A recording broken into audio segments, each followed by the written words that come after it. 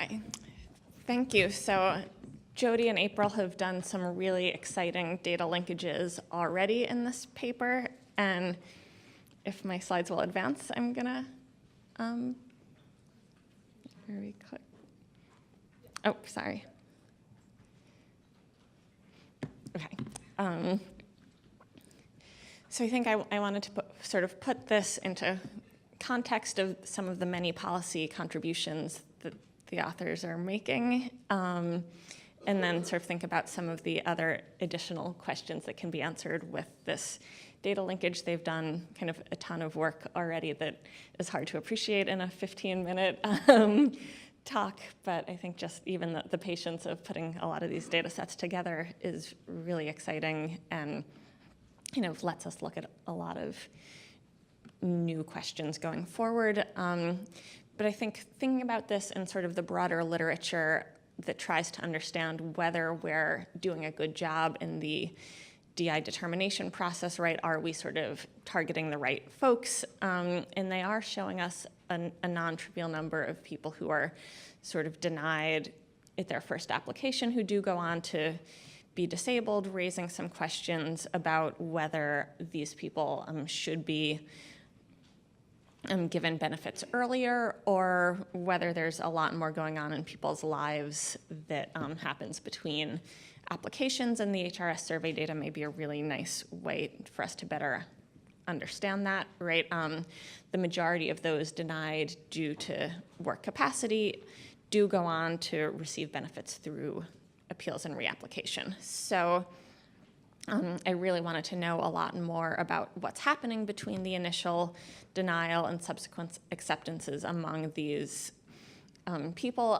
There's several possibilities, right? There may be further health declines and kind of changes in presentation that's going to change your eligibility. People may also get better at the application strategy, right? Either showing up with lawyers with better documentation, advocates. So is there sort of a learning process that's going on and sort of showing up with sort of similar characteristics?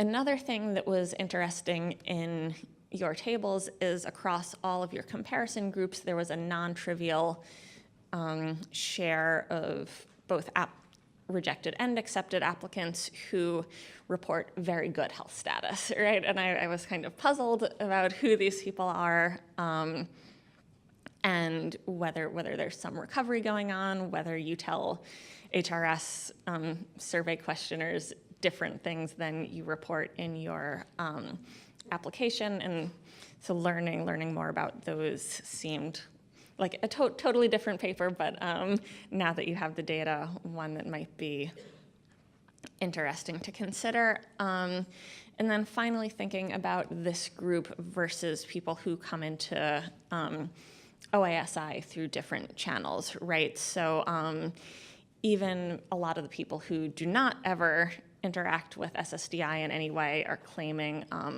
before full retirement age also. And so this is a table that borrows from some work that John Bound and Helen Levy and I have done for a previous DRC project that sort of tries to look at these people from a different angle, specifically looking at Medicare utilization at age 65 among people who came in through different channels. And so what you'll notice sort of broadly, again, these are also health and retirement study respondents who have consented to an administrative linkage. You should not necessarily think that all of them are the same as the ones in Jody's data, since there are two different permission processes and our data only ran through 2008. So we have some of the same people in here, but not all.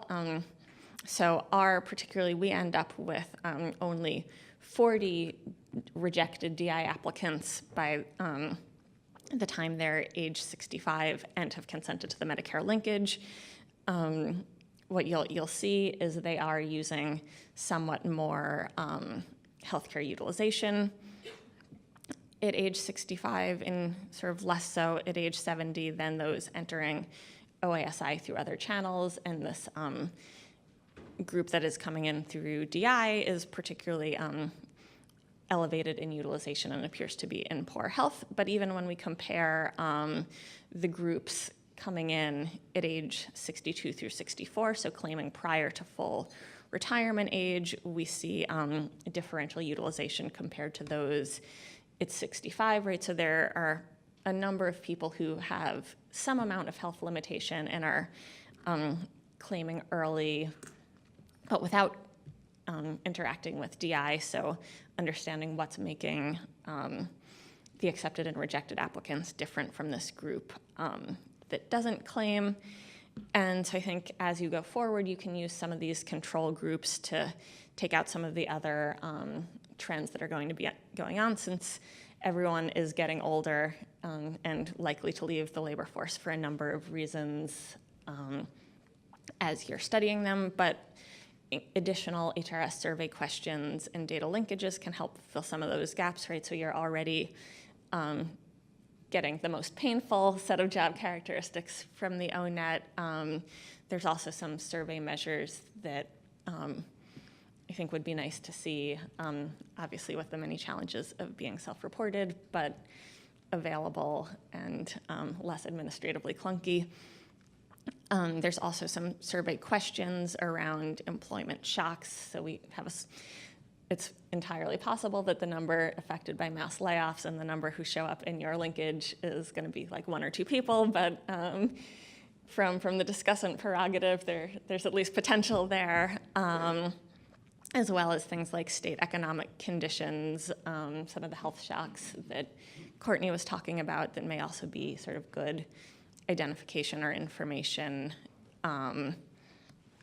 for this group going forward.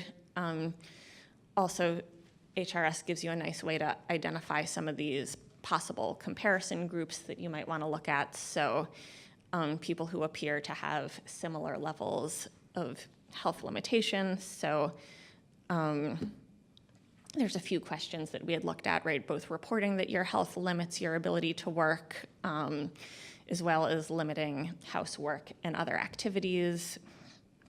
And we see that there's non-trivial levels of these limitations, even among those who never apply for DI prior to age 65. Also those who may be too close in age for it to make sense to instigate an application process may help you pick up some of these other age trends, right? This is just plotting the share of older workers in the health and retirement study who are working for pay at different years of age, and we do see, sort of probably well known to everyone in this audience already, we would see a sort of similar sharp trajectory even when we're looking at this full population group. And so understanding a little bit more about the specific differences in the accepted and rejected applicants, in addition to sort of what's going on with the general population, I think would be probably 10 more years of DRC and RRC papers, but lots of really exciting stuff left to do. Thank you. Thank you.